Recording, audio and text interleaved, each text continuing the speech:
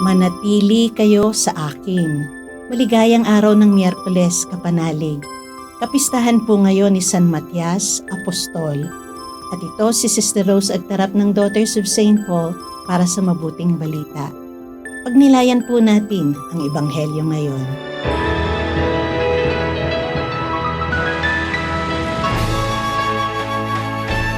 Sinabi ni Jesus sa kanyang mga alagad, Katulad ng pagmamahal sa akin ng Ama, gayon din naman ang pagmamahal ko sa inyo.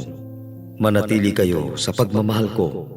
Kung tutuparin ninyo ang aking mga utos, mananatili kayo sa pagmamahal ko, katulad ng pagtupad ko sa mga utos ng aking Ama at ng pananatili ko sa kanyang pagmamahal. Sinabi ko sa inyo ang mga ito, upang mapasa inyo ang kagalakan ko at maging ganap ang galak ninyo. Ito ang utos ko, magmahalan kayo gaya ng pagmamahal ko sa inyo. Wala nang pagmamahal na hihigit pa kaysa pag-aalay ng sariling buhay alang-alang sa mga kaibigan niya. Mga kaibigan ko kayo, kung ginagawa ninyo ang iniutos ko sa inyo. Hindi ko na kayo itinuturing na mga utusan, sapagkat hindi alam ng utusan kung ano ang ginagawa ng kanyang Panginoon. Itinuring ko naman kayong mga kaibigan, sapagkat ipinaalam ko sa inyo ang lahat ng narinig ko mula sa aking Ama. Hindi kayo ang humirang sa akin, kundi ako ang humirang sa inyo at itinalaga ko kayo para matagpo ang namumunga at manatili ang bunga ninyo at ipagkakaloob sa inyo ng Ama anuman ang hilingin ninyo sa Kanya sa ngalan ko. Iniuutos ko nga sa inyo na magmahalan kayo.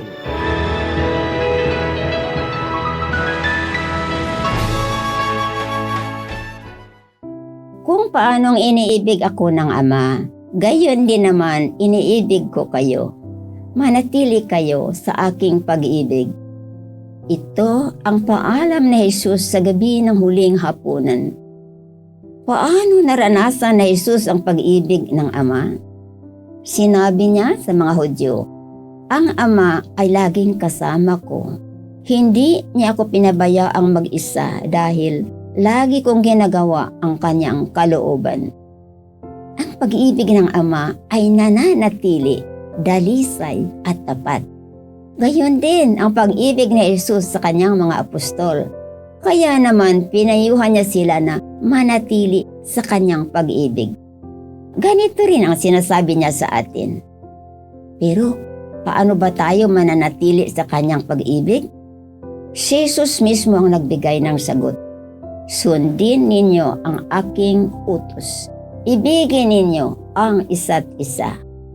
At ang pagmamahal natin sa iba ay dapat katulad ng pagmamahal ni Jesus sa atin nang walang kondisyon. Mahal niya tayo, hindi lamang pag banal tayo o marami tayong ginagawang mabuti o sumusunod sa 10 utos. Una niya tayong minahal sa ating karukhaan at pagkamakasalanan. Ganito rin natin dapat mahalin ang ating kapwa. Madaling sabihin pero mahirap gawin. Paano mamahalin ang isang rapist, isang serial killer, isang human trafficker, isang mapang-api, isang lapastangan, isang sinungaling at iba pa? Maaari nating sabihin, ipagdarasal ko siya, pero mahalin, never. Dapat muna silang parusahan. Kailangan nating marinig muli ang sinabi ni Jesus. Hindi ako naparito para sa mga matwid, kundi para sa mga makasalanan. At kung paanong iniibig ako ng Ama, gayon din namang iniibig ko sila. To love the unlovable is to love like Jesus. Mahirap ito at masakit, ngunit maaari itong maging bukal ng kagalakan. Hindi natin ito magagawa sa ganang atin, ngunit sa biyaya ng Diyos, magagawa natin ang lahat. Kaya, manalangin tayo. Banal na Espiritu, hayaan mong sunugin ng iyong banal na apoy ang katigasan ng aming puso upang magpatawad kami at manatili sa pag-ibig ni Jesus. Amen. Mga kapanalig, maraming salamat po sa inyong suporta sa aming misyon. Subscribe, like, share, and follow po lines sa aming social media accounts. Patuloy po kaming ng inyong tulong upang maipagpatuloy ang programang ito.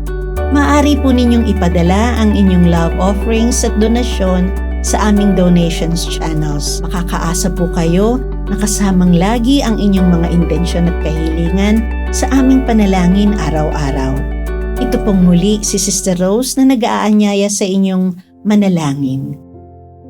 Sa iyong pagkabuhay muli, Panginoong Hesukristo, binigyan mo kami ng bagong pag-asa at pinalalim ang aming pananampalataya. Panibaguhin mo kami upang masigasig naming maipalaganap ang mabuting balita ng may kagalakan at kapayapaan. Amen. Alleluia. We are here to provide a new way of communicating and proclaiming the gospel.